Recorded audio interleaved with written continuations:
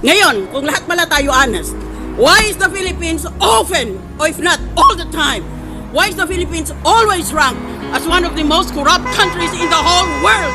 Nagpapakalinis kayo? Aba kung malinis pala ang mga opisyalis natin, bakit palagi tayong nililista ng Transparency International as one of the most corrupt countries in the world? Magtitinginan tayo? Sino kaya dito? That is a problem in this country. We're all for honest government, and yet the world condemns us as one of the most corrupt countries in the world. That's why it is difficult to win in any international election, in any international campaign, because the Philippines, among others, has a reputation of being a corrupt country.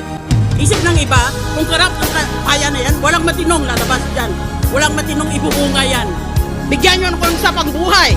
Panginoon, bigyan mo ako ng sapang buhay. At imbestigahin ko lahat, isa-isa.